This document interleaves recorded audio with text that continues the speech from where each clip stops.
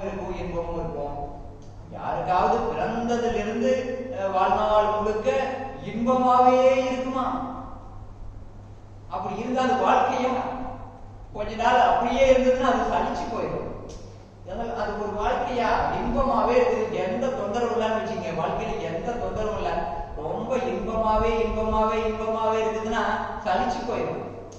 வெயில்ல போயிட்டு வந்தாதான் நிழலுடைய அன்பு தெரியும். வெயில்ல போறோம், ரொம்ப சுடுது, அப்புறம் நிழல்ல வந்து ஆஹா எவ்வளவு இன்பமா. அப்ப ஒரு துன்பம் இருந்தாதான் இன்பத்தையே உணர முடியும். ஒரு துன்பமே வாழ்க்கையில் இல்லைன்னா இன்பம்னு ஒண்ணு இருக்குதுன்னு தெரியுமா? தண்ணிக்குள்ள இருக்கிற மீன் வந்து தண்ணிக்குள்ளேயே இருக்குது, அதை வெளியே தூக்கி போட்டு மறுபடியும் தண்ணிக்குள்ள தூக்கி போடும்போது ஓ இதுதான் நம்முடைய உலகம் அப்படி தெரியுது. அது போல இயற்கை, வாழ்க்கையினுடைய இயற்கையே இன்பமும் துன்பமும் இன்பமும் துன்பமும் கலந்து வரதான் வாழ்க்கை. அப்புறம் நாம வந்து எல்லா இன்பமயமா வேணும், இன்பமாவே இருக்கணும் அப்படின்னு தேடுவது ஒரு அறியாமை. வாழ்க்கை என்றால் இன்பம் துன்பம் இருக்கும். ஆனா நம்ம மனசு இருக்குது பாருங்க, மனம், அந்த மனம் வந்து தாங்கிக் கொள்ளணும். துன்பம் வந்தாலும் தாங்கிக் கொள்ளணும், இன்பம் வந்தாலும் ஒரே அடியே துள்ளி குதிக்க கூடாது. ஒரு இன்பம் வந்துருச்சு, ஒரு சந்தோஷம் வந்துருச்சுன்னா ஆகா இது நிலையானது அப்படியே துள்ளி குதிச்சிடக்கூடாது. துன்பம் வந்துருச்சுன்னா ஆகா துன்பம் வந்துருச்சு வாழ்க்கை அவ்வளவுதான் அப்படியே துவண்டு போகவும் கூடாது. இன்பத்துள் இன்பம் விளையாதான், துன்பத்துள் துன்பம் உறுதல் இலன். வள்ளுவர் சொல்லியிருக்கார், திருவள்ளுவர் எழுதியிருக்கார், திருக்குறள் எழுதியிருக்கார் இல்லைங்களா? இன்பத்துள் இன்பம் விளையாதான், துன்பத்துள் துன்பம் உறுதல் இலன். கஷ்டம், அதாவது நாம இன்பத்தை தேடி அதிகமா வந்து இன்பம் வேணும் இன்பம் வேணும் தேடிக்கிட்டே இருக்கிறதுனாலதான் துன்பம் வந்த உடனே துவண்டு போறோம். இன்பத்தையே தேட வேண்டாம், யதார்த்தமா வாழ்க்கையா இன்பம் இல்லாம ஒரு சமநிலையோடு மனதை சமநிலையில் வைத்து வாழ்ந்துட்டு இருந்தோம்னா துன்பம் வந்தாலும் துவண்டு போக மாட்டோம், இன்பம் வந்தாலும் துள்ளி கொடுக்க மாட்டோம், வாழ்க்கை வந்து ஒரே சீராகும். இப்ப பாத்தீங்கன்னா ஒரு அற்புதமான தலைப்பு கொடுத்துட்டாங்களே, இந்த தலைப்பை என்ன பத்தி பேசலாம், எதை பத்தி பேசலாம், எட்டும் இரண்டும் அறியாத பாமரன். உங்களை சொல்ல, நீங்கெல்லாம் அறிவாளிகள் தானா, அனுபவத்தில் சிறந்தவர்கள், நீங்கெல்லாம் நிறைய படிச்சிருப்பீங்க, நிறைய பெரியவர்கள். அதனால உங்களை சொல்ல என்ன நான் சொல்லிக்கிறேன், எட்டும் இரண்டும் அறியாத பாமரன். எட்டு அப்படின்னா நாம போடுறோம் இல்லையா, இந்த மாதிரி எட்டு இல்லை, தமிழ் எழுத்து. தமிழ்ல ஆதி காலத்தில் தமிழ்லயே எழுத்துக்கள்லாம் அந்த பத்தி நம்பர்ஸ் எண்களை எல்லாம் இப்படி ஆ போட்டா அது 8, அப்புறம் வந்து ஊ போட்டா அது 2, அந்த மாதிரி வச்சிருந்தாங்க. அந்த ஆ என்றால் ஆன்மா, ஊ என்றால் அது உண்மை. இந்த இரண்டையும் அறியாத பாமரன். நாம இவ்வளவு பெரிய தலைப்பை என்ன பத்தி பேசுறது, எப்படி பத்தி பேசுறது? சாமிஜி நீங்க தான் ஏதாவது எனக்கு ஏதாவது ஒரு தொடக்கம் கொடுக்கணும், இந்த தலைப்பை எப்படி நான் பேசுறது அப்படின்னு யோசிச்சுட்டே இருந்தப்ப எனக்கு எங்க வீட்டு மாட்டுக்கோட்டையில நேற்று உட்காந்து திருப்பூர்ல புத்தகமெல்லாம் எடுத்து வச்சு பார்த்துட்டு இருந்தேன். அப்ப வந்து ஒரு சிலந்தி வந்து அங்க கூடு கட்டி இருக்குது. சிலந்தி அப்படியே கூடு கட்டி அப்படியே வந்து 8 கால் பூச்சி கூடு கட்டி இருக்குது. அதுல ஒரு ஈ பறந்துட்டு வந்து மாட்டிச்சு. மாட்டிய உடனே அந்த சிலந்திக்கு ஒரே இன்பம், அந்த பூச்சிக்கு ஒரே துன்பம்.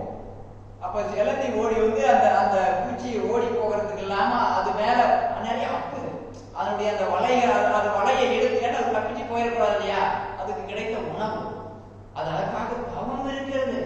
சிலந்தி பாருங்க, மீன் பிடிக்கிறவன் தூண்டில போட்டு மீன் மாட்டுமா மாட்டுமா மாட்டுமான்னு காத்துக்கிறான், கடைசியா மாட்டவனே இருக்கிற பாருங்க. அந்த மாதிரி அந்த சிலந்தி வலையை கட்டி அது எங்கேயும் இறைய தேடி போறதில்ல, அது வலையை கட்டி வச்சுட்டு உட்காந்துருக்கு. எத்தனை நாள் ஆனாலும் 4 நாள் 5 நாள் ஆனாலும் உட்காந்துக்குது, அப்படியே உட்காந்துக்குது. அப்புறம் பாத்தீங்கன்னா ஏதாவது ஒண்ணு மாட்டிச்சுன்னா, சில பெரிய பூச்சிகள் வந்ததுன்னா வலையை அத்துக்கிட்டு போயிடுது. மறுபடியும் அது மனம் கலர்வதில்லை, மறுபடியும் வலை கட்டு. இடத்த மாத்துதானா இடத்தையும் மாத்தல, அதே இடத்துல மறுபடியும் வலை கட்டு. அதுக்கு தகுந்த பூச்சி என்னைக்காவது ஒரு நாளைக்கு மாட்டினாங்க. ஒரு வாரம் கூட ஆகும், உணவு ஒரு வாரத்துக்கு ஒரு முறை கூட கிடைக்கலாம், 10 நாள் கழிச்சு கூட ஒரு பூச்சி மாட்டும். அப்போ ஒரு பூச்சி மாட்டிய உடனே அதை வந்து தப்பிச்சு போகிறதுக்கு இல்லாம அதை பிடித்து அதை கொன்னு அதை சாப்பிடும். எங்க எங்க வீட்டுக்கு முன்னால கொஞ்ச நாளைக்கு முன்ன பார்த்தேன், இதே போல ஒரு சிலந்தி வீட்டுக்கு முன்னால, அது வந்து கொஞ்சம் பெரிய சிலந்தி, அப்படியே பெரிய வலையை கட்டும். சரியா பாத்தீங்கன்னா 6 மணிக்கு ஸ்டார்ட் பண்ணிடும். வலை கட்டுறதுக்கு 6 மணிக்கு ஸ்டார்ட் ஆரம்பிச்சிடும். பெரிய வலையா கட்டி, அது தெரியாத எங்க பையன் வந்து விளையாடும் போது அத்துட்டுனா மறுபடியும் கட்டும். மறுபடியும் எங்க பையன் மறுபடியும் விளையாடும் போது அத்துட்டணும். அன்னைக்கு கட்டாது. அன்னைக்கு போய் அது மேல ஒரு இடத்துல எழுதும். மறுபடியும் அதுக்கு அன்னைக்கு சாப்பாடு கிடையாது. மறுபடியும் அடுத்த நாள் வரும். அடுத்த நாள் வந்து அதே நேரத்தில் சாயந்தரம் 6 மணிக்கு வளைய கட்டும் போது அன்னைக்கும் அத்துட்டுனா போச்சு. அத்துடாம என்னைக்கு இருக்கானோ அன்னைக்கு விடிய விடிய அதை உட்கார்ந்து இருந்து ஏதாவது கிடைக்கிறத சாப்பிட்டு அது போயிட்டு, இப்படியே சின்ன பூச்சியா இருந்தது, நல்லா வளர்ந்துருச்சு, பெருசா வளர்ந்துருச்சு. நான் பார்த்துட்டே தான் இருக்கேன். நாள்தோறும் பார்க்குறேன். அந்த இடத்தையும் மாத்துறது இல்லை. அந்த எத்தனை முறை எத்தனை இடையூறுகள் வந்தாலும் அது முயற்சி விடுறதே இல்லை. கடைசியா பார்த்தீங்கன்னா நல்லா பெருசா வளர்ந்துருச்சு. ஆகா, இன்பமான வாழ்க்கை. பல துன்பங்கள் வருது வாழ்க்கையில, இருந்தாலும் மனம் தளர்வது இல்லை. அப்படியே முயற்சி பண்ணி பண்ணி நல்லா பெருசா வளர்ந்துருச்சு. கடைசியா ஒரு நாள் வந்து எங்க வீட்டு சேவல் கோழி பிடிச்சிருச்சு அந்த சிலந்திய. அதை வந்து எப்படியோ அது கண்டுபிடிச்சிருச்சு. அந்த சிலந்தி மேல இருக்கிறத கண்டுபிடிச்சிருச்சு. அது பறந்து அதை குத்தி சாப்பிட்டு போயிடுச்சு. என்னப்பா இது, இந்த உலகம் இதுதானா? ஒன்றை ஒன்று அடித்து சாப்பிடுவதுதான் உலகமா அப்படின்னு நம்ம யோசிக்க வேண்டியது. ஆமா, இந்த உலகம் அப்படிதான். மனிதர்களும் மனிதனே சாப்பிடறாண்டா தம்பி பயலே, இது மாறுவதெப்போ தீருவதெப்போ நம்ம கவலை. அப்படின்னு பாட்டு, பழைய காலத்து பாட்டு இருக்கு இல்லையா? மனசன படத்த அடிச்சு சாப்பிடறதுதான் உலகம். அந்த உலகத்துல எல்லா உயிர்களும் அப்படிதான் வாழ்ந்துட்டு இருக்கு. அதுக்காக அது கவலைப்படுறது இல்ல. நாளைக்கு நாம ஒரு கோழி குஞ்சு சாப்பிட்டு போயிடணும் அந்த சிலந்திக்கு தெரியுமா? தெரிஞ்சதுதான் கவலைப்பட்டுதா?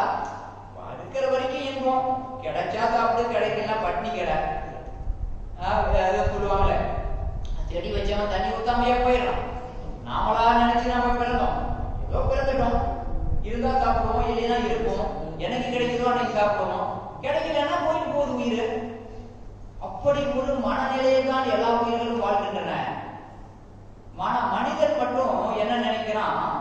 இன்பம் மட்டுமே நிறைந்த வாழ்க்கை, என்னுடைய வாழ்க்கையில இன்பம் மட்டுமே இருக்கணும், துன்பம் வேண்டாம் அப்படின்னு மனிதன் வந்து பேராசைப்படும். இப்படி மனிதன் வந்து மனிதர்களும் மனித ஆறறிவும் மனிதனாக வந்துவிட்ட பிறகு நாம வந்து சட்ட திட்டங்களை வகுத்துக்கிட்டு ஒருத்தனை அடிச்சு கொடுக்க கூடாது. ஏன்னா இன்னைக்கு வலுத்தவன் இளைச்சவனை வலுத்தவன் அடிச்சு கொடுனா, நம்மளை விட வலுத்தவன் வந்து நம்ம கிட்ட இருந்து கொடுப்பான், அதை விட வலுத்தவன் அவங்க கிட்ட இருந்து கொடுப்பான். இப்படியே போகும்போது உலகத்துல அமைதி இருக்குமா? அமைதி இருக்காது. அப்போ ஒரு சட்ட திட்டங்களை கொண்டு வா. அவன் சம்பாதிச்சது அவன் தான் விஷயம். நீ கஷ்டப்பட்டு சம்பாதிச்சியா, யாரும் கொடுக்க கூடாது. அப்படி கொடுங்கன்னா அவனுக்கு தண்டனை, போலீஸ் கவர்மெண்ட் தண்டனை. சட்ட திட்டங்களை எல்லாம் வகுத்து கொண்டு மனிதன் அமைதியாக இருப்பதற்கு, இன்பமாக முடிய வரைக்கும் இன்பமாக இருப்பதற்கு நாம வந்து வழிவகை பண்ணியிருக்கோம். இப்ப நாங்க வந்து பாத்தீங்கன்னா பொங்கலாபத்திலிருந்து வந்த காரியம் வரும்போது அங்கிருந்து எங்க வரைக்கும் வந்தேன். அந்த ஒரு இயக்கத்துக்கு பேர் என்ன? ஒரு இயக்கம், ஒரு செஞ்சலையா? அங்க இருந்து ஒரு பைக் எடுத்துட்டு வந்தேன். அதுக்கு பேர் என்ன? ஒரு பயணம். நம்முடைய வாழ்க்கையும் ஒரு பயணம் தானே. நம்முடைய வாழ்க்கை பயணம் எப்ப தொடங்குதுங்க? பிறப்புல தொடங்குது. நம்ம பிறப்புல வாழ்க்கை பயணம் தொடங்குது. எப்ப முடியுது? இறப்புல முடியுது. சரி, இது வந்து இந்த உடல் பிறக்குது, இறக்குது. இந்த ஆன்மான ஒன்று இருக்குது, நம்மள உயிர் ஆன்மா. இது எப்ப பிறந்தது? இதனுடைய பயணம் எப்ப தொடங்கிச்சு, எப்ப முடியும்? தெரியாது. ஆன்மாவுக்கு வயதே இல்லை அப்படிங்கிறாங்க. உடலுக்கு தான் வயது, ஆன்மாவுக்கு வயதே கிடையாது. வயதே இல்லைன்னா அது பிறக்க, ஆன்மா என்பது என்றும் பிறக்கவே இல்லையா? ஆமா, அப்படிதான் சொல்றாங்க. ஆன்மாவுக்கு பிறப்பும் இல்லை, இறப்பும் இல்லை. அப்ப பிறப்பும் இறப்பும் மற்ற ஒன்று எது? சிவன். சிவனுக்கு தான் வந்து மூலமும் முடிவும் மற்றவன் இறைவன். இறைவன் தான் பிறப்பும் இறப்பும் மற்றவன் இல்லைங்களா? அப்ப நம்முடைய ஆன்மாவுக்கும் பிறப்பும் இறப்பும் இல்லைன்னா நம்ம ஆன்மாவும் சிவனும் சமமா?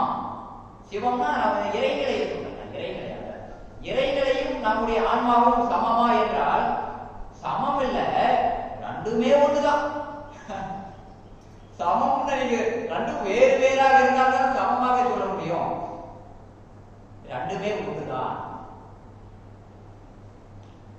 இறைவனும் நம்முடைய ஆன்மாவும் இரண்டுமே ஒன்றுதான். அதாவது உரை சேரும் 84 நூறாயிரம் யோனி வேதம் நிறை சேர படைத்து அவ்வவற்றின் உயிர்க்குயிராய் ஆங்காங்கே நின்றவன் இறைவன். அந்த காலத்தில் பெரிய பாடியிருக்கிறார். உரை சேரும் 84 நூறாயிரம், இந்த உலகத்துல எத்தனை எத்தனை வகையான உயிரினங்கள் இருக்குது அப்படின்னு அந்த காலத்திலேயே கணக்கெடுத்திருக்கிறாங்க. 84 லட்சம் 84 லட்சம் வகையான இந்த சிலந்தி சொன்னீங்களா, அது ஒரு வகை. அந்த சிலந்தி கூட்டத்துக்குள்ளேயே அதனுடைய குடும்பத்திலேயே 7000 வகையான சிலந்தி இருக்கான். 7000 வகையான சிலந்தி. அப்படின்னா எறும்புகள்ல எத்தனை வகை இருக்கும், கரையான்கள் எத்தனை வகை இருக்கும், இந்த பறவைகள் எத்தனை வகை இருக்கும், பூச்சிகள் எத்தனை வகை இருக்கும், கணக்கிட முடியாத எத்தனை 84 நூறாயிரம் யோனி வேதம் நிறை சேர படைத்து அவ்வவற்றின் உயிராய், அந்த உயிர்களுக்கு உயிராய் நிறைந்திருப்பதும் இறைவன் தான். அப்ப நாம் அதை தெரிஞ்சிக்காம நம்முடைய மனமானது உடல் அளவிலே கட்டுண்டு நாம் இப்படி மாயையில் இருப்பதால் தான் துன்பம்.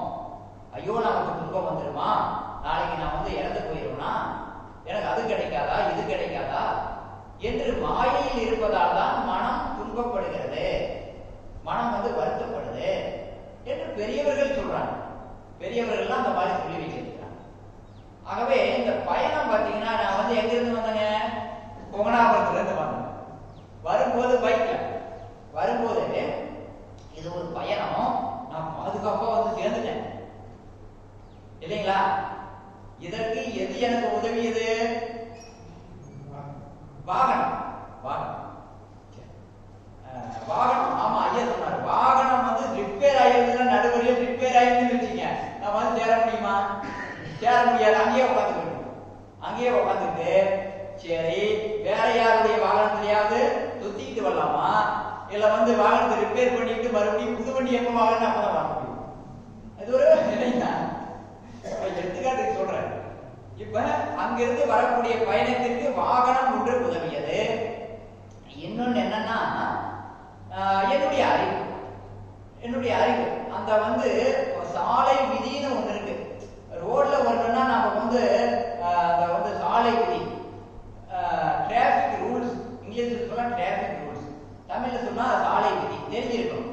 வரும்போது அந்த இடது பக்கம் தான் வரும், இடது பக்கம் வரணும், கூட்டமா இருக்கிற இடத்துல ஹார்ன் அடிக்கணும், பிரேக் பிடிக்கணும். அப்புறம் வந்து என்ன செய்யணும், சாலை விதியெல்லாம் தெரியாம எனக்கு இத்தனை போக்குவரத்து போகுது, வண்டி வாகனங்கள் போகுது, எனக்கு அந்த சாலை விதி தெரியாம இருந்ததுன்னா நான் வந்து சேர முடியுமா? முடியாது. அங்க வந்து எனக்கு துன்பம், அங்கேயாவது யாராவது வேற மேல இடிச்சிருப்பேன், இடிச்ச உடனே நம்மள சும்மா ஆடுவாங்களா? இல்லைங்களா? இப்ப இல்லையா, ஒரு ஊர்ல ஒருத்தர் இருந்தார், ஒரு பெரிய மகான், பெரிய சாமியா இருந்தார். அவர்கிட்ட போய் சீடர் போய் சேர்ந்தார். சீடர் வந்து பாடம் படிக்கிறதுக்காக போய் சேர்ந்தாரு. அந்த மகான் வந்து சொல்றாரு, அப்பா இந்த உலகத்துல நீ வந்து எந்த உயிருக்கும் துன்பம் செய்யக்கூடாது, எல்லாமே வந்து இறைவனுடைய அம்சம், எல்லாமே வந்து கடவுளாக தான் நீ பார்க்கணும், யாரையும் வந்து நீ வந்து எதிரியாக பார்க்க கூடாது, எல்லாத்தையும் கடவுளாக இறைவனுடைய அம்சமாக பார்க்கணும் அப்படின்னு சாமி வந்து சொல்லி கொடுத்துருக்கிறார். அந்த சீடனை கேட்டுக்கலாம், ஓ எல்லாமே இறைவனுடைய அம்சம் அப்படின்னு சீடனை வந்து தெரிஞ்சுக்கிட்டு ஒரு ரோட்ல நடந்து போயிட்டு இருக்கும்போது பாத்தீங்கன்னா ஒரு யானை வந்து மதம் முடிச்சுட்டு வருது. மதம் முடித்த யானை வந்து ரோட்ல ஓடி வருது. எல்லாரும் பயந்து ஓடுறாங்க. இவன் வந்து சிரிச்சுக்கிட்டு, ஆகா எல்லாம் இறைவனுடைய அம்சம், அந்த யானையும் வருது, ஆகா அதுவும் இறைவனுடைய அம்சம் அப்படின்னு நின்றுட்டு இருக்கான். பாகன் சொல்றாரு, ஓடி போயிடுறா, யானை வருதுடா, தூக்கி போட்டு மேய்ச்சிடும் அப்படிங்கிறான் பாகன். அவன் என்ன எல்லாம் எங்க சாமிஜி சொல்லிட்டாரு, எல்லாம் இறைவனுடைய அம்சம் அப்படின்னு. அவன் வந்து அவன் தூக்கி கிடாச்சி தூக்கி போட்டுது. அவன் வந்து காலோடையும் மறுபடியும் போறான், அழுதுகிட்டு போறான். சாமி கேட்கிறாரு, என்னப்பா ஆச்சு? சாமி உங்களாலதான் ஆச்சு, எல்லாமே வந்து உங்களால. நான் என்னப்பா செஞ்சேன்? நீங்க தான் சொன்னீங்க எல்லாம் இறைவனுடைய அம்சம்னு சொன்னீங்க, அந்த யானையும் இறைவனுடைய அம்சம் தானே, என்ன தூக்கி போட்டுது. அப்பதான் அவர் சொன்னாரு, அவன் ஏன் மேல இருந்த பாகனும் இறைவனுடைய அம்சம் தானே, அவனுக்கு சொன்னால ஏன் ஓடி போயிரு, தள்ளி போயிருந்த, நீ ஏன் அதை கேட்கல? அப்பதான் நம்முடைய அறிவு அறிவு வேணும். எது வேண்டும் எது வேண்டாம் அப்படி பிரித்து பார்த்து எதெல்லாம் துன்பமோ அதையெல்லாம் விலக்கிவிட்டு எதெல்லாம் நமக்கு நன்மை தருமோ அதையெல்லாம் எடுத்துக்கொண்டு வாழ்ந்தாதான் வாழ்க்கை. இந்த உலகத்துல துன்பமும் இன்பமும் கலந்துதான் இருக்கும். நம்ம போகக்கூடிய தரத்துல முள்ளு இருக்கும், கல்லு இருக்கும். நமக்கு இறைவன் கண்களை கொடுத்திருக்கிறான், அறிவை கொடுத்திருக்கிறான். அதை கொண்டு தீயவற்றையெல்லாம் விலக்கி விட்டு நல்லவற்றை மட்டுமே எடுத்துக்கொண்டு போனாதான் வாழ்க்கை இன்பம். இப்ப நான் பையன் அங்கிருந்து இங்க வந்து சேர்ந்திருக்கேன்னா என்னுடைய வாகனம் ரிப்பேர் ஆகாம இருக்கணும். எனக்கு டிராபிக் ரூல்ஸ் அந்த விதி தெரிந்திருக்கணும். விதியை நான் பின்பற்ற வேண்டும், விதியை பின்பற்றணும். இந்த மாதிரி இருந்ததுனால அதை வந்து சேர்ந்தது. இது போன்ற வாழ்க்கை பயணம் என்பதும் நீங்க வந்து பிறந்ததிலிருந்து நம்முடைய வாழ்நாள் முழுவதும் நாம் எப்படி வாழணும், ஒரு இந்த உடலை அந்த வாகனம் பைக் நல்லா இருந்ததுனால சிரமம் இல்லாம எந்த இடையூறும் இல்லாம துன்பம் இல்லாம இங்க வந்து நான் சேர்ந்திருக்கேன்னா என்னுடைய வாகனம் நல்லா இருந்தது காரணம், ரிப்பேர் இல்லாம இருந்தது. அப்போ நம்முடைய வாழ்க்கை பயணம் நல்லா இருக்குன்னு சொன்னா நம்முடைய உடம்பு எப்படி இருக்குங்க, ரிப்பேர் இல்லாம. இப்ப வாழ்க்கை என்பது பாத்தீங்கன்னா ஒரு முழுமை அடையணும்னு சொல்றாங்க. வாழ்க்கை மனிதனுடைய வாழ்க்கைக்கு முழுமை பேர் அவசியம். சாமிஜி சொல்றாரு இல்லையா, வாழ்க்கையினுடைய நோக்கம் என்ன, முழுமை பேரு. இப்ப வந்து இதுல வந்து பிரம்மஞானிகள் இருக்கீங்களா, நம்முடைய பயிற்சியில் வந்து பிரம்மஞான பயிற்சி எடுத்தவர் நிறைய கை தூக்கல. சரி ஏன்னா நாம வந்து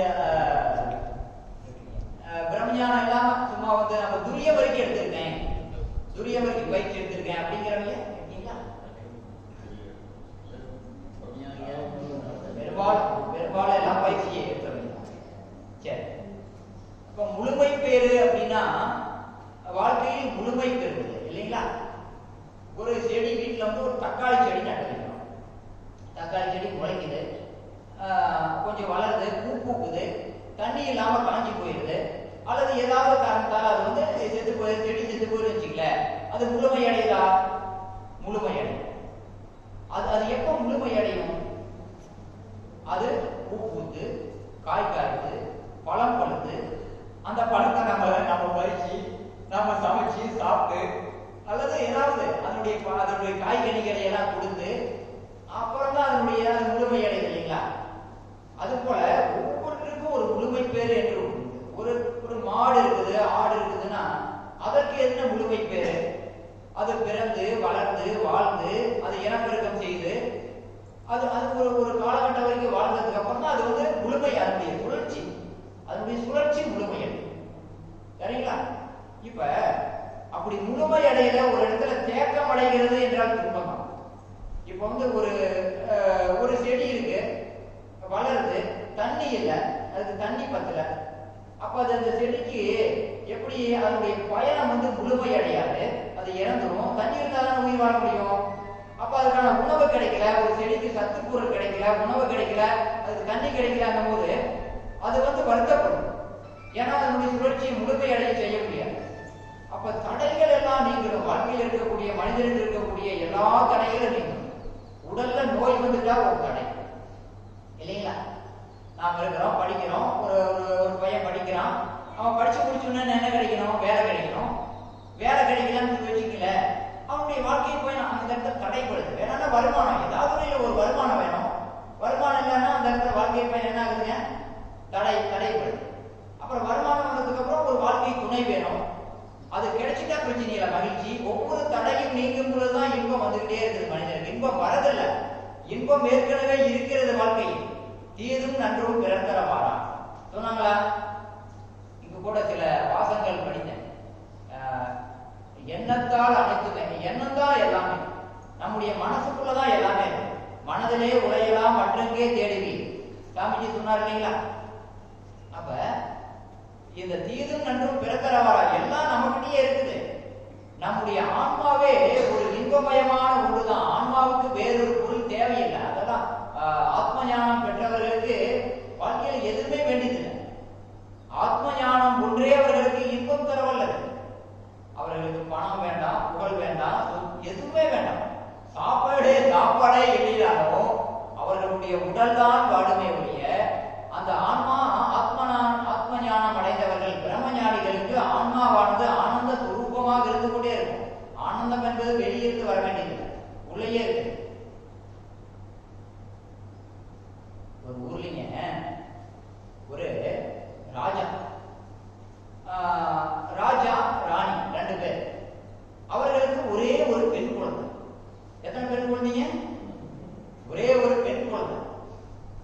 நல்லா அழகான பெண் குழந்தை, இளவரசி. நல்லா வளர்ந்துட்டாங்க, கல்யாணம் செய்ய வேண்டிய வயசு வந்துட்டாங்க. ராஜா யோசிக்கிறாரு, ராணிகிட்ட ஒரு நாள் கேட்கிறாரு. அந்த ராணியும் ராஜா இளவரசி 3 பேரும் ஒரு நாள் இரவு அவர்களுடைய படுக்கை அறையில இருக்காங்க, ஓய்வெடுத்துட்டு இருக்காங்க. பெரிய தேக்கு கட்டில் எல்லாம் படுத்துக்கிட்டு ஓய்வெடுத்துட்டு பேசிட்டு இருக்காங்க.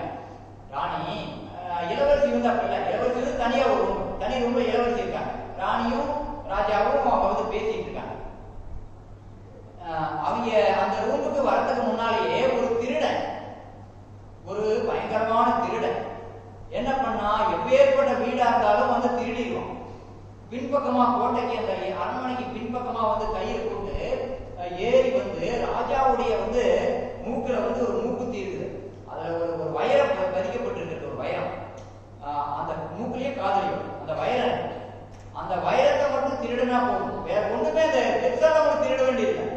அந்த வைரக்கல்லை மட்டும் திருடிக்கிட்டா அது பல கோடிக்கு போகும். அதை திருடுவதற்காக அந்த திருடன் ரொம்ப திறமசாலியான திருடன் பின்பக்கமா கயிறு போட்டு அரண்மனையில ஏறி எப்படியோ ராஜாவுடைய ரூம்லயே பூந்துட்டான். எவ்வளவு கட்டுக்காவல் இருக்கு பாருங்க. எல்லாத்தையும் கடந்து ராஜாவுடைய ரூம்லயே பூந்துட்டானா எப்பேற்பட்ட திருடனான பூந்து அது ராஜாவுடைய கட்டில்களை ஒழிக்கிட்டு இருக்கான். ராணி ராஜாவுக்கு தூங்கினதுக்கு அப்புறம் ராணி காதுல இருந்து அந்த வைரக்கல்லை திடீர் போயிடும் அப்படின்னு ஒழிக்கிட்டு இருக்கான். அப்புறம் இது தெரியாது, ராஜாவுக்கு ராணிக்கு பாப்பது தெரியாது. அவங்க போய் சாப்பிட்டுட்டு அவங்க எப்பயும் போல அவங்க கட்டில படுத்து ஓய்வெடுத்துட்டு இருக்கிறாங்க. ராஜா கேட்கிறாரு, ராணி நம்ம இளவரசிக்கு திருமண வயதாகிவிட்டது, 58 தேசங்களுக்கு நாம சுயம்பரம் நடத்தலாம், எல்லாம் இளவரசர்களை வர சொல்லலாம், நம்ம ராணிக்கு திருமணம் பண்ணி வைக்கலாம் அப்படின்னு ராஜா சொல்றாரு. ராணி சொல்றாங்க, அதுதாங்க முடியாதுங்க. நம்ம இளவரசி ஒரே பக்தி மயம், ஒரே ஞானம். நான் கல்யாணம் பண்ணனா சுத்த சிவயோகியை தான் கல்யாணம், முற்றும் துறந்த சுத்த சிவயோகியை தான் கல்யாணம் பண்ணுவேன், வேற யாரையும் கல்யாணம் பண்ண மாட்டேன் அப்படின்னு அந்த நம்முடைய இளவரசி சொல்லிட்டாங்க. நானும் 6 மாசமா சொல்லி பாக்குறேங்க, மனசை மாத்தவே முடியலீங்க. ஒண்ணு அப்படின்னு ரொம்ப ரொம்ப கட்டாயப்படுத்தினா வைரத்தை அரைச்சி குடிச்சிருவேன் அப்படின்னா இளவரசி சொல்றாங்க. என்னங்க பண்றது அப்படின்னு ராணி சொல்றாங்க. ராஜா யோசிச்சாரு, இல்ல வேண்டாம், நமக்கு இருக்கிறது ஒரே ஒரு இளவரசி. சரி, நாளைக்கு நம்ம நாடு முழுது தேடி பார்த்து சுத்த சிவயோகிய நாம கண்டுபிடிச்சி நம்ம பிள்ளைங்க என்ன பண்ணலாம், கல்யாணம் பண்ணி கொடுத்தலாம் அப்படின்னு ராஜா சொல்றாரு. கட்டிலுக்கடி யார் இருக்கிறாங்க? திருடன். காதுல கேட்டுட்டான். ஓ, அவன் வந்த வழியாகவே தூங்கிய பிறகு எதையும் திருடாமல் வந்த வழியாகவே இறங்கி போயிடும். அவன் பெரிய திட்டம் போட்டுக்கிறான். அடுத்த நாள் காலையில இந்த பணிப்பெண்கள் எல்லாம் அரண்மனைக்கு பின்னால நந்தவனம் பூந்தோட்டத்துல பூ பறிக்க போறாங்க. அப்போ அங்க ஒரு சுத்த சிவயோகி உடம்பெல்லாம் நீராக பூசிக்கொண்டு திசைகளையே ஆடையாக அணிந்து கொண்டு ஒரு சுத்த சிவயோகி அப்படியே உட்கார்ந்து ஓம் சிவாய நம ஓம் சிவாய நம ஓம் சிவாய நம அப்படின்னு அப்படியே தவக்கணல் அப்படியே தவத்தில் இருக்க. இளவரசி எல்லாம் அந்த பணிப்பெண்கள் எல்லாம் பார்த்துட்டாங்க.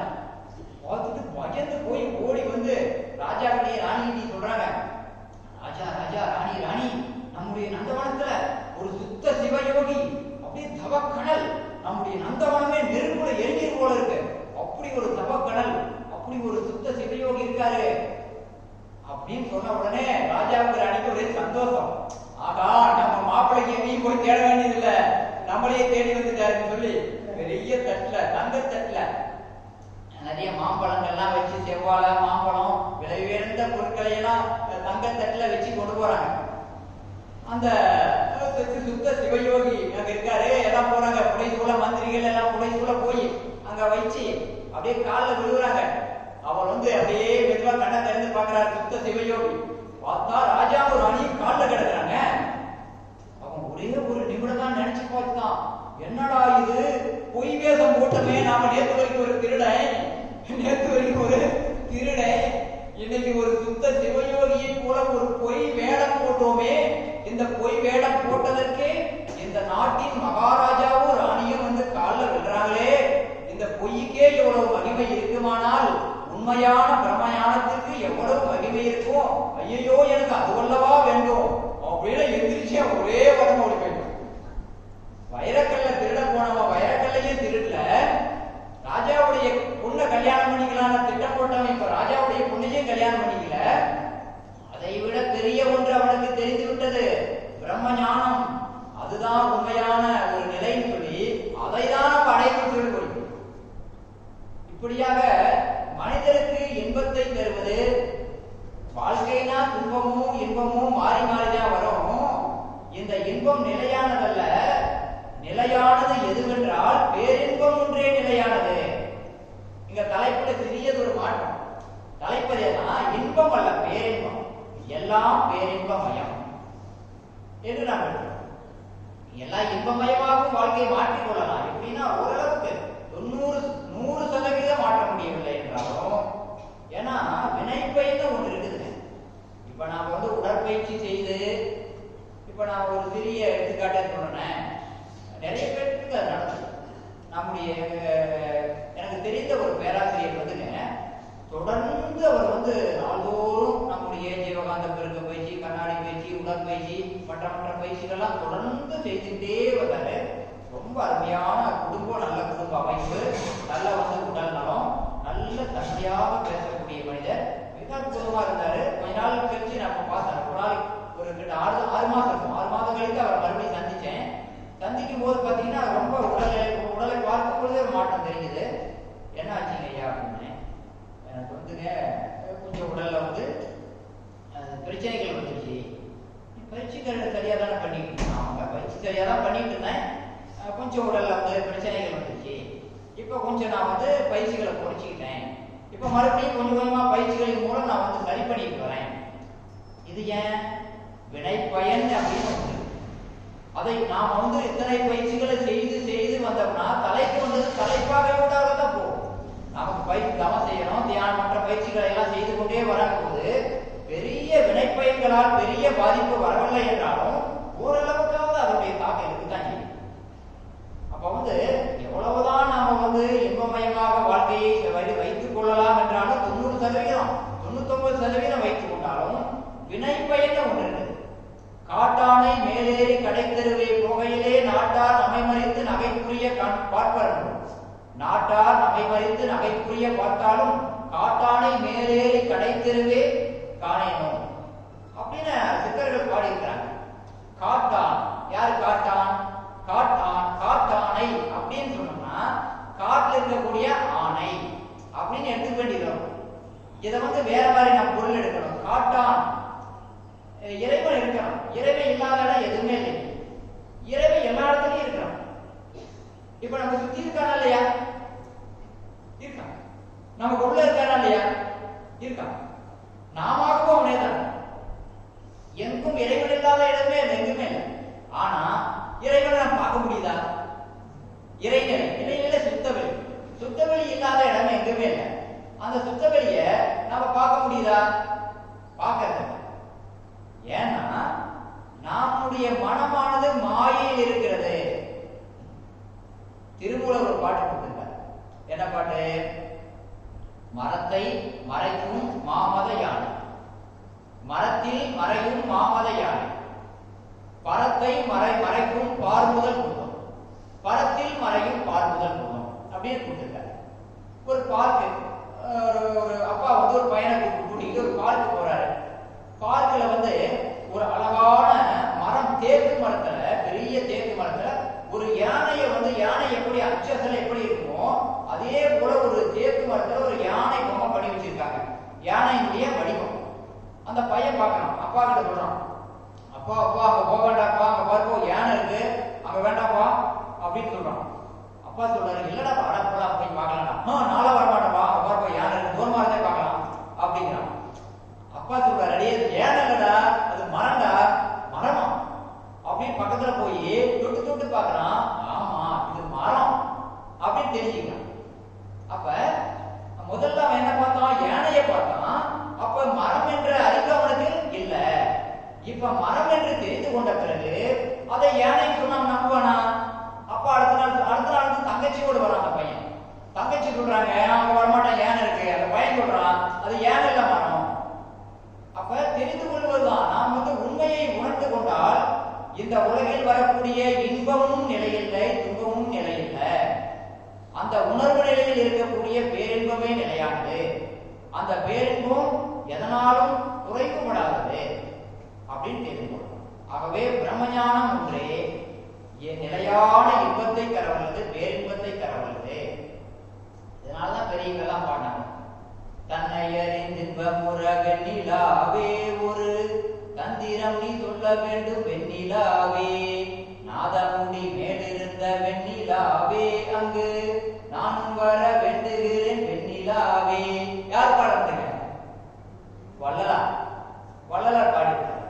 எப்ப இன்பம் எப்ப மனிதருக்கு வரும்னா, தன்னை அறிந்து இன்பமுற, நாம் நம்மையே அறிந்து கொண்டாதான் இன்பம். அந்த இன்பம் குறைக்கப்படாது. இன்னைக்கு கையில பணம் காசு இல்லாத போறதுனாலயோ அல்லது அடுத்தவங்க நம்ம மதிக்காததுனாலயோ துன்பம் பாருங்க. நம்ம கிட்ட எல்லாமே இருக்கு, மற்றவர்கள் நம்ம மதிக்கலன்னு வச்சுக்கல, அவமரியாதை பண்றாங்கன்னா அப்ப நமக்கு என்ன வந்துருது? துன்பம் வந்துருது. மனசுக்கு துன்பம் வருதா இல்லைங்களா?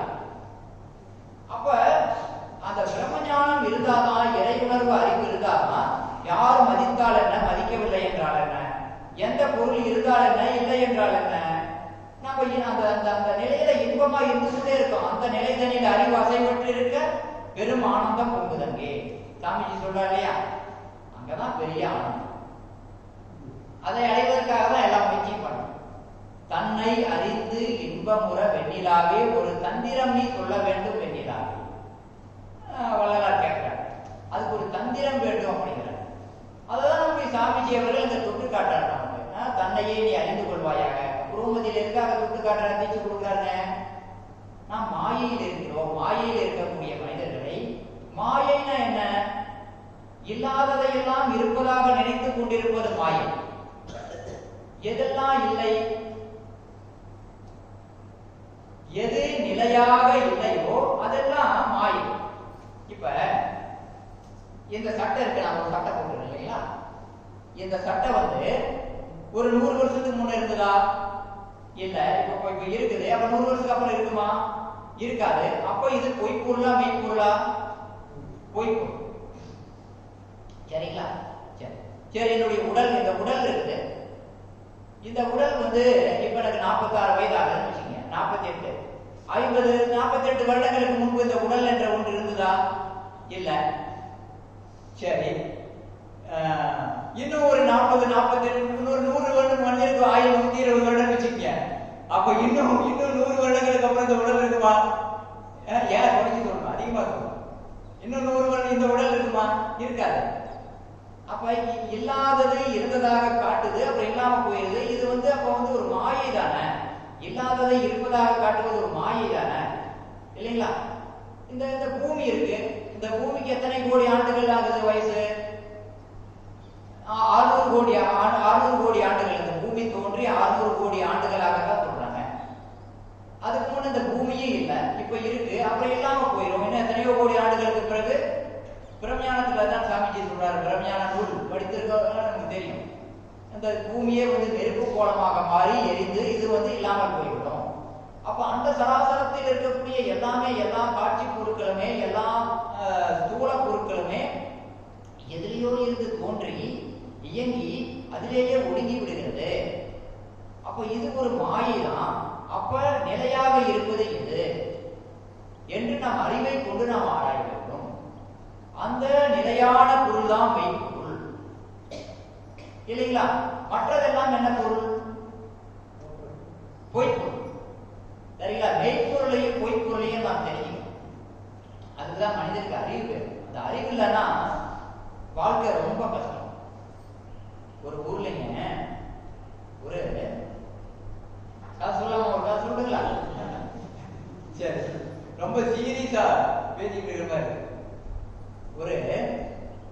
பெரிய ஒரு அரசர், ஒரு ராஜா, பெரிய ராஜா.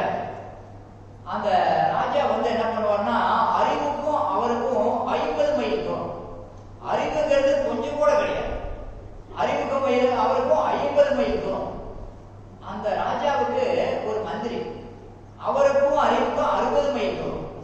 அப்படி ஒரு அறிவாளிகள் இருக்கிறோம். ராஜாவும் மந்திரி அப்படி ஒரு அறிவாளிகள். இந்த 2 பேர் என்ன பண்ணுவாங்கன்னா, நீதி விசாரணை பண்ணுவாங்க. தீர்ப்பு கோர்ட்டு ஜட்ஜாவே தான் ஜட்ஜு அந்த காலத்துல. என்ன பண்ணுவாங்கன்னா, அந்த அரண்மனைக்கு வெளியே வந்து பாத்தீங்கன்னா பெரிய அரச மரம், அரச மரத்துக்கு இடையே ஒவ்வொரு ஞாயிற்றுக்கிழமையும் சேர் போட்டு ராஜா பேர் பெரிய சேர் போட்டு உட்காந்துருப்பாரு. ராஜாவுக்கு பக்கத்துல மந்திரி வந்து பெரிய சேர் போட்டு உட்கார முடியுமா?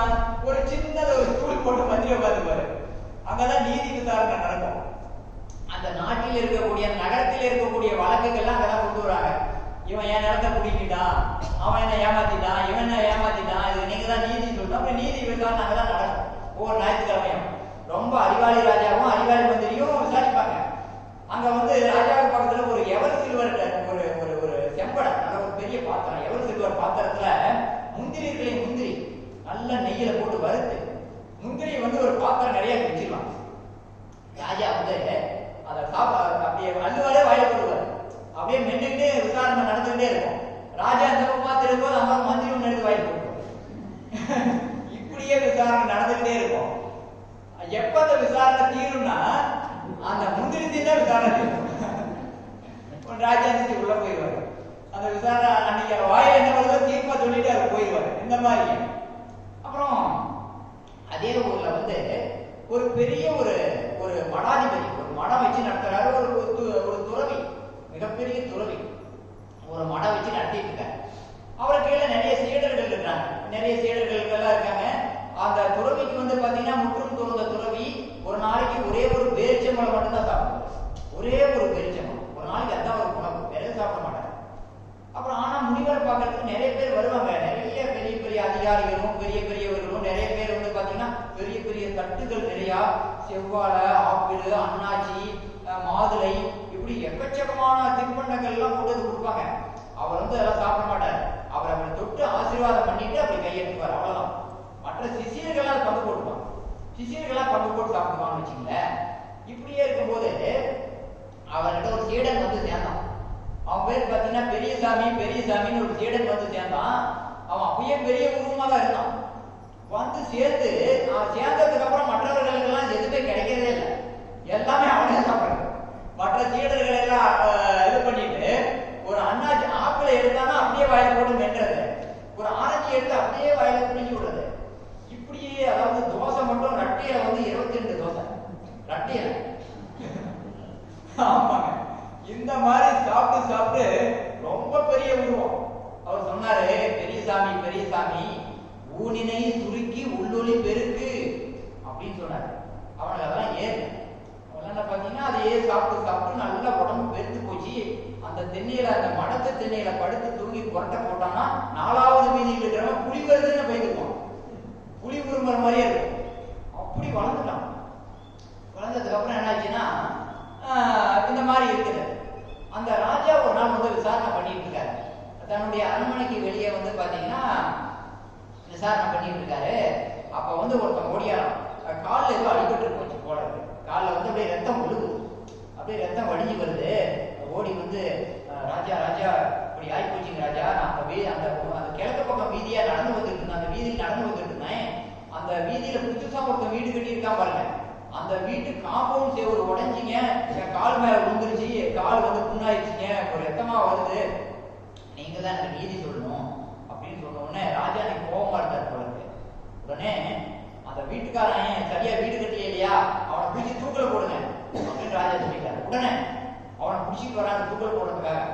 அவன் வந்து ராஜா காலில் விழுந்து, ராஜா ராஜா நான் என்ன பண்ணுவேன், நான் பணம் மட்டும்தான் கொடுத்தேன், ஆனா வீடு நானா கட்டேன், கொத்தனார் தான் வீடு, கொத்தனார் தான் நீங்க இதான் செய்யணும், என்ன விட்டுருங்க. உடனே ராஜா, அப்படியா, சரி இவனை விட்டுருங்க, கொத்தனாரை பிடிச்சி தூக்கல் போடுங்க அப்படின்ட்டாரு. கொத்தனாரை பிடிச்சி பாவம் இழுத்துட்டு வராங்க. அவன் என்ன பண்ணுவான் பாவம், அவன் தான் அவன் வந்து ராஜா காலில் விழுந்தான். ராஜா ராஜா நான் என்ன பண்ணுவேன், இந்த கலவை கலக்கி கொடுத்தாங்க பாருங்க சிட்டார், அவங்க வந்து இணக்கமா கலவை வந்து சரியா கலக்காம ரொம்ப இணக்கமா கலந்து கொடுத்துட்டாங்க, நான் என்ன பண்ணேன், அப்படியா சரி இவனை விட்டுருங்க, சிட்டால பிடிச்சி தூக்கில் போடுங்க. அப்புறம் சிட்டால பிடிச்சிட்டு வந்தா அந்த அம்மா முனியம்மான பேரு. அந்த அம்மாவுக்கு பின்னால 4 குழந்தைங்க வருது. எங்க அம்மா முனியம்மா, எங்க அம்மா முனியம்மா, 4 குழந்தைங்க பின்னால வருது. அந்த அம்மா வந்து ராஜா கால் ராஜா ராஜா நான் என்ன பண்ணுவேன், பானை செஞ்சு கொடுத்தாரு ஒருத்தர், பானை செய்யறவர் வந்து பெருசா பண்ணி கொடுத்தாரு, பானை சின்னதா பண்ணி கொடுத்தா சின்னதா கொஞ்சமா தண்ணி கொடுத்துருப்பேன். இவர் பானை பெருசா பண்ணி கொடுத்ததுனால நான் நிறைய தண்ணி கொண்டு வந்துட்டேன், என் மேல தப்பும் இல்லையே அப்படின்னு அந்த சிட்டாலம்மா சொன்ன உடனே ராஜா போதிச்சார். சரி அந்த பானை செஞ்ச ஒரு பெண், பானையில அந்த பானை செஞ்ச ஒருத்தர் இருப்பார் இல்லையா, அவரை பிடிச்சி தூக்கல் போடுங்கன்னா அவரை பிடிச்சிட்டு இருந்தாங்க. அவர் வந்த உடனே ராஜா அவரு ஒரு ஐடியா கண்டுபிடிச்சிட்டாரு, இப்படிதான் ராஜாவை ஏமாத்துறேன். ராஜா வந்த உடனே ராஜா கால வந்த உடனே ராஜா நான் என் மேல தப்பு இல்லைங்க, நான் வந்து எங்க வீட்டுக்கு முன்னால சக்கரத்தை சுழற்றி எடுத்து நான் வந்து களிமண்ணை வச்சு பானை பண்ணிட்டு இருந்தேங்க, சின்னதாதான் பண்ணலாம்னு நான் திட்டம் போட்டு சின்னதா பண்ணிட்டு இருந்தேன். அப்ப எங்க வீட்டுக்கு முன்னால பாத்தீங்கன்னா ஒரு டான்ஸ், ஒரு அரங்கேற்றம் நடக்குது, பரதநாட்டியம் படிச்சவங்க எல்லாம் வந்து அந்த பெண்கள் அந்த குழந்தைங்க எல்லாம் வந்து அரங்கேற்றம் பண்ணிட்டு இருந்தாங்க. அதுல வந்து கோகிலான ஒரு பொண்ணு, ஒரு 15 வயது பொண்ணு, கோகிலான ஒரு பொண்ணு வந்து அப்பதான் வந்து அரங்கேற்றம் பண்ணி டான்ஸ் ஆடிட்டு இருந்தாங்க பரதநாட்டியம். நான் அதை மெய் மறந்து அதை பார்த்துட்டு அந்த பொண்ணு இப்படின்னு அந்த கையில வந்து இப்படி செய்யறாங்களே பரதநாட்டியம், ஓ இப்படிதான் நம்ம பெருசா பானம் செய்யணும்னு சொல்லி நான் அந்த நாட்டியத்தை பார்த்துட்டு நான் பெருசா பானம் பண்ணிட்டுங்க, ஏன்னா தப்பு இல்லையா அப்படின்னு சொல்ற ராஜா வந்து சரி அந்த நாட்டியம் ஆடின பொண்ணு வந்து தூக்கல் போடுங்க அப்படின்னு சொன்ன உடனே இங்க வந்து முந்திரி தீர்ந்துச்சு. முந்திரி தீர்ந்துட்டு ராஜா திருச்சிக்குள்ள போயிட்டாரு. அந்த பொண்ணை பிடிச்சிட்டு வராங்க பாவம், இங்க ராஜாவும் இல்ல, ராஜா முந்திரி சாப்பிட்டு உள்ள போயிட்டாரு. இப்ப யார் தூக்கல் போடுவாங்க, பாவம் அந்த பொண்ணு ஒண்ணு செய்ய முடியல. இல்லைன்னா ஏதாவது சொல்லியிருக்கலாம், அந்த பொண்ணு வந்து நான் என் மேல தப்பு இல்லைங்க, எனக்கு டான்ஸ் சொல்லி கொடுத்த வாத்தியார் மேல தப்புன்னு சொல்லியிருக்கான். ஆனா அந்த பொண்ணு சொல்றதுக்கு வழி இல்லாம போச்சு. ராஜா முந்திரி தேர்ந்தோடனே உள்ள போயிட்டாரு. அந்த பொண்ணு வந்து சரி வேற வழி இல்லை, நம்மளுக்கு தூக்கில் போடத்தான் போறாங்க அப்படின்னு அந்த கடவுளை கும்பிட்டு சரிட்டு போய் தூக்கு மேடை ஏறி அந்த கயிறு பாத்தீங்கன்னா அதெல்லாம் பெரிய பெரிய முரடர்களும் திருடர்களையும் தூக்கில் போடுற கயிறு, ரொம்ப முரட்டு கயிறு. இந்த பொண்ணு பாவம் ரொம்ப ஒரு வாழைத்தண்டு மாதிரி, ரொம்ப கழுத்து இதெல்லாம் ஒரே மாதிரி இருக்கு. எல்லாம் அந்த கழுத்தே அதுல வந்து கைத்துல பத்துல. ராஜா உள்ள போய் ஓய்வு எடுத்துட்டு இருக்க அரண்மனை, இங்க வந்து பத்துல அந்த கைத்துக்கு அந்த கழுத்து வந்து சூட்டாக போட முடியல, தூக்குங்க. காவலர்கள் போனாங்க, போய் ஜன்னல் ஓரமா நின்றுட்டு ராஜா அந்த பொண்ணை தூக்கல போட முடியலைங்க, ரொம்ப ஒல்லியா இருக்குதுங்க, ஜீமா தூச்சாடும் போட முடியல. இது என்ன இதெல்லாம் வந்து என்கிட்ட கேட்டுட்டு இருப்பீங்களா, நல்லா முந்திரி பாதாம் பிஸ்தா இதெல்லாம் வாங்கி கொடுத்து 6 மாசம் சாப்பிட வச்சு குண்டாக்கி தூக்கல போட வேண்டியது. ராஜா நடக்கிற காரியமா 6 மாதம் வச்சுட்டு இருக்க முடியுமா, சரி இதெல்லாம் என்ன கேட்காதீங்க, அந்த கைத்துக்கு தகுந்த கழுத்து எங்க இருக்குன்னு பாருங்க அப்படின்னு சொல்லிட்டு ராஜா ஓய்வெடுத்து போயிட்டாரு. இந்த காவலர்கள் எல்லாம் பார்த்தாங்க, சரி ராஜா கட்டளை வந்து நாம் நிறைவேற்றியே ஆகணும். சரி எங்க பார்க்கலாம், அந்த வீதியில எல்லாம் சுத்தி பார்க்கறாங்க, யாரும் கிடைப்பாங்க. அந்த நேரம் பார்த்துதான் பெரியசாமி தெரியல பட்டு தூங்கிட்டு இருக்கான். நல்ல சாப்பிட்டு பொழுது போனவன், ஐயோ அவனுக்கு தெரியாது. இந்த காவலர்கள் அந்த வழியா போயிட்டு இருக்காங்க. ஒரு காவலன் சொல்றான், டேய் புலி வருது, புலி உருமுற சத்தம் கேட்குது அப்படிங்கிறான். சரி இருந்தாலும் நமக்கு தான் ஆயுதம் இருக்கு இல்லையா, நம்ம எந்த புலி வந்தாலும் பார்க்கலாம் அப்படின்னு அப்படியே வரும்போது பார்த்தா தென்னையில பட்டு சொட்டை போட்டு இருக்கான். புரட்டை பிடிச்சிட்டாங்க, பிடிச்சி 10-15 பேர் சேர்த்து தூக்கிட்டு போறாங்க. அவன் ஐயோ என்ன விட்டுருங்க நான் கத்துறான், விடவே இல்லை. ஏன்னா அந்த கைத்துக்கு இந்த கழுத்து தான் சரியா, தூக்கிட்டு போயிட்டாங்க. இந்த விஷயம் அங்க இருக்கிற அந்த மடத்தினுடைய தலைவர் இருக்கா இல்லையா முனிவர், அவருக்கு தெரியும். உடனே வந்து அவரு நல்லவர், அவரு நம்முடைய உயிரை கொடுத்தாவது நம்முடைய சீடனை காப்பாற்றியாகணும், நம்மளை நம்பி வந்திருக்கான் அப்படின்னு பின்னாடியே போறாரு. கரெக்ட் சரியா தூக்கு மேடைக்கு போகும்போது அவர் போயிட்டாரு. போயின உடனே சொல்றாரு, அப்பா அவனை விட்டுருங்கப்பா, அவன் ஒரு பாவமும் அறியாது, உங்களுக்கு ஒரு கழுத்து வேணும் அவ்வளவுதானே, என்ன நீங்க தூக்கில் போடுங்க, அவனை விட்டுருங்க அப்படிங்கிறார். அதெல்லாம் விட முடியாதுங்க. இல்ல ராஜாவும் அங்க வர்றாரு, ராஜாவும் சரியா வந்துடுறாரு. வரும்போது ஒரு முனிவர் சொல்றாரு, எப்படியாவது அவனை காப்பாத்தியாகும், ஏதாவது பொய் சொல்லியாவது அவனை காப்பாத்தியாகும் அப்படின்னு முனிவர் சொல்றாரு. அதாவது இந்த நேரம் இருக்கு இல்லையா, இந்த மாதம் அதாவது இந்த வருடம் விஸ்வாவசு வருடங்கள்லாம் சொல்றாங்க இல்லையா, பிரபவ சுக்கிர பிரமோத 60 வருடங்கள் சொல்றாங்க இல்லையா, அந்த மாதிரி இந்த வருடத்துல வந்து பிரபவ வருடத்துல மார்கழி மாதத்துல 18வது நாள் அஷ்டமி திதியில இந்த லக்னத்துல இந்த நேரத்துல யார் ஒருவர் அரசனால் தண்டிக்கப்படுகிறாரோ தண்டிக்கப்பட்டு உயிர் நீக்கிறாரோ அவர் வந்து அடுத்த பிறவியில் இந்திரலோகத்தில் இந்திரனாக போய் பதவி ஏற்றுக்கலாம். அந்த மாதிரி ஒரு நேரம் இது. ஆகவேதான் என்ன தூக்கில போட சொல்றேன், என்ன தூக்கில போடுங்க அப்படின்னு சொல்லி அந்த முனிவர் கேட்கிறாரு, போய் சொல்றாரு. ஏன்னா அந்த சீடனை காப்பாத்தி அப்படின்னு சொல்லி ராஜா பார்த்தாரு, இந்த மாதிரி நேரத்தை நான் விட மாட்டேன், இந்த மாதிரி ஒரு நேரம் கழிச்சிருக்கிறது நான் விட மாட்டேன், நான் தான் பயன்படுத்திக்குவேன் அப்படின்னு ராஜா என்ன பண்ணிடுறாங்க, தூக்கல அவரே மாட்டிக்கிட்டு அறிவில்லாத அவர் இருந்தார். இது ஒரு நகைச்சுவையான கதை தான். அதாவது அறிவில்லை என்றால் தான் துன்பம், சிந்தனையாற்றலும் அறிவும் மனிதனுக்கு இல்லைன்னா துன்பம். இந்த கதை அதுதான் சொல்லுது.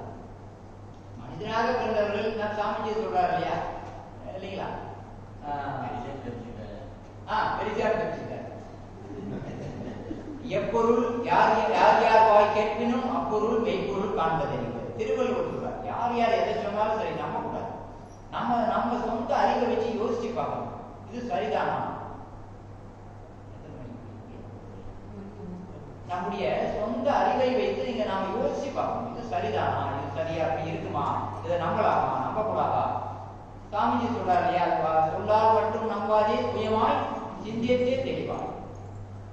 அப்ப நம்முடைய வாழ்க்கை இன்பம் தான். சாமிஜி தான் சொல்றாரு, இன்ப ஊற்று என நிறைந்த இறைவா எனும் போதிலே ஏற்படும் ஓர் இன்பம் அதை எவ்வாறு கொள்வேன், நன்மை தரும் நவக்கோள்கள் நட்சத்திர கூட்டம் நான் அகத்தே காணுகின்றேன் நடனமாடும் காட்சியா, உன் பெரிய பேர் இயக்க ஓமையற்ற ஆற்றலால் உலகங்கள் அத்தனையும் உருளுதேர் ஒரு கொத்து போல் தன்மயமாய் தான் அதுவாய் தவறிடாது இயக்கும் என் தன்மையினை என்ன என்ன தவமது ஆனந்தமே.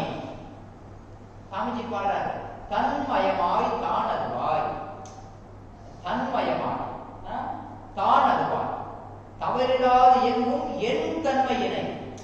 அந்த நிலையெல்லாம் அந்த வார்த்தைகளை நாம் உற்று பார்க்கும் பொழுது அவர் இறைவனாகவே மாறிதான் பாடுறார். அந்த உருவத்துல பார்த்துட்டு நம்மை போன்ற அவருக்கு 2 கை இருக்கு, 2 கால் இருக்கு, அவரும் நம்மை போன்ற ஒரு மனிதர்னு நாம நினைக்கிறோம். ஆனால் அவருடைய மனமும் நம்முடைய சாமிஜியுடைய மனமும் அது பிரம்மமாக மாறிவிட்டது, மெய்ப்பொருளாகவே நின்றுதான் பாடுறாரு. உன்னுளே நான் அடங்க என்னுளே நீ விளங்க உனது அருள் ஒளிர எனதுள்ள தூய்மை பெற்றேன் இன்னும் வேறென்ன வேண்டும் இப்பேறு பெற்ற பின்னர் எடுத்த மனித பிறப்பு எய்தியதே முழுமை அப்படின்னு பாடுறார்.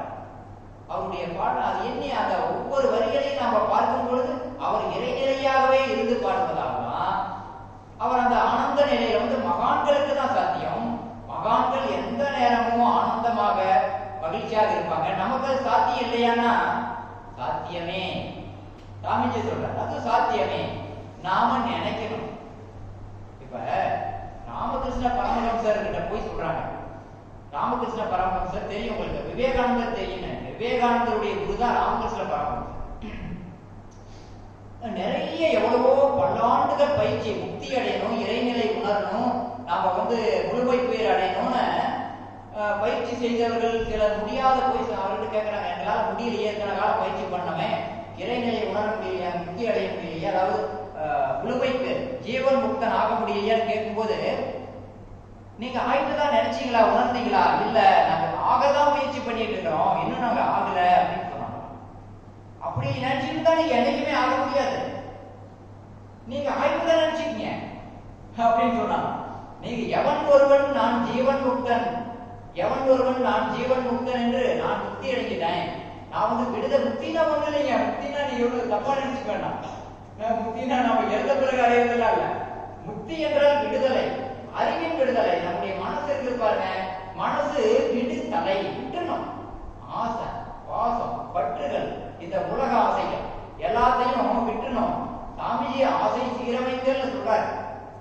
ஆசைகளை சீரமைச்சுதான், முதல்ல ஆசைகளை சீரமைத்து, ஏன்னா ஏராளமான ஆசை குப்பைகள், தேவையில்லாத ஆசை குப்பைகள் நம்ம மனசுல இருக்கிற வரைக்கும் இன்ப வாழ்க்கை வராது. நம்முடைய சாமிஜி கொடுத்த பயிற்சிகளை செய்தாலே சரியான உடற்பயிற்சி செய்யுங்க, உடல் நலம் காத்துக்கொள்ளலாம். தியானம் செஞ்சால் மன அமைதி காத்துக்கொள்ளலாம். இன்னும் எத்தனையோ தத்துவங்கள், தத்துவ ஆராய்ச்சியை தூண்ட பயிற்சிகள்லாம் என்ன பண்ணுது? நமக்கு ஆராய்ச்சியை தூண்டுது, நம்மளை ஆராய்ச்சி பண்ண வைக்கிறாரு. என்னத்தை ஆராய்ச்சி செய்ய சொல்றாரு? ஆசை சீரமைத்தல், சினம் தவிர்த்தல், கவலை ஒழித்தல், நான் யார், இதெல்லாமே ஆராய்ச்சி. ஆராய்ச்சியின் மூலம் தான் இறைவனை உணர முடியும், இறைவனை நெருங்க முடியும். கடைசியா இறைவனை உணரும் பொழுது எல்லாமே ஆராய்ச்சியும் இல்லை, மனமும் இல்லை, இறைவனால் அது சுத்த வெளியோடு கரைந்து விடுகிறது. ஆகவே சாமிஜி கொடுத்த பயிற்சிகளை செஞ்சுட்டோம். ராமகிருஷ்ணன் என்ன சொல்றாரு? நீங்க ஜீவன் முக்தன் உங்களை நீங்க நினைச்சீங்க, உங்களாலேயும் முடியும் அப்படின்னு சொல்றாரு. அதனால நம்மளாலையும் முடியும். நான் போய் அடைய வேண்டியது ஒன்றுமே இல்லை. உண்மையிலேயே பார்த்தீங்கன்னா சாமிஜி என்ன சொல்றாரு? வேண்டாதவற்றை எல்லாம் விட்டு விட்டால் வேண்டியதெல்லாம் அங்கேயே இருப்பதை காண்பான் அப்படிங்கிறார். ஆல்ரெடி நீங்க ஆனந்த சுரூபம், மகிழ்ச்சியின் சுரூபம் ஆல்ரெடி எல்லாமே இருக்கிறது. ஆனால் நாம் அதை உணர மறுக்கிறோம். ஏதோ இல்லையே இல்லையே தேடிட்டு இருக்கோம். எதையும் தேட வேண்டியதில்லை.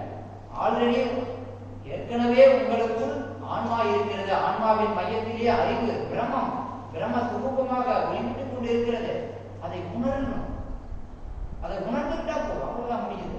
உணர்ந்துவிட்டா நீங்களே ஜீவன் முக்தர். அதை உணரல, நம்மளால முடியாதுன்னு நினைக்கிறோம். அவ்வளவுதான் முடியுது, நம்ம அடைஞ்சிட்டோம்னு நினைக்கிறோம். அந்த மாதிரியாக நம்ம சாமிஜி கொடுத்த பயிற்சிகளை எடுத்துக்கொண்டு நம்முடைய ஆராய்ச்சியை மேம்படுத்தி நாம் எந்த நேரமும் இன்பமாக இருப்பதற்கு முயற்சி செய்யணும். இன்னொன்னு என்னன்னா, அறவழியில் வாழணும். ஒரு சட்டத்திட்டம், இயற்கை நீதியை பின்பற்றணும். இயற்கை நீதி இருக்குது. ரோட்ல போகணும்னா டிராபிக் ரூல்ஸ் தெரிஞ்சு ரோட்ல போனா பாதுகாப்பா போகலாம். டிராபிக் ரூல்ஸ் தெரியாம போனா பாதுகாப்பா போக முடியாது. துன்பம் தான், வாழ்க்கையில் துன்பம் தான் வரும், பயணத்தில் துன்பம் தான் வரும். அப்ப இறை நீதி என்று ஒன்று இந்த நம்மை சூழ்ந்து இருக்கிறது. இறைநிலை ஒன்று இருக்கிறது, இறை நீதி என்று ஒன்று இருக்கிறது, செயல் விளைவு தத்துவமாக இருக்கிறது. எந்த செயல் செய்தாலும் ஒரு விளைவு உண்டு.